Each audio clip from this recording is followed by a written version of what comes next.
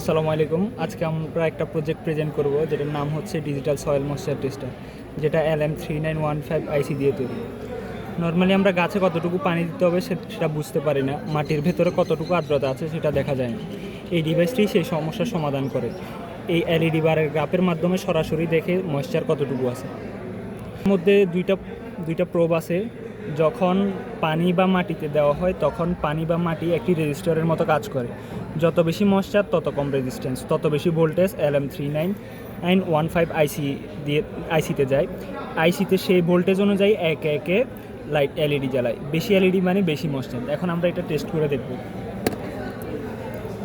So আমি প্রোবটা যখন পানিতে ভেজাই তখন LEDর পরিবর্তন হচ্ছে, সবুজ লাইট জ্বলতেছে, মানে রেজিস্টার কমতেছে।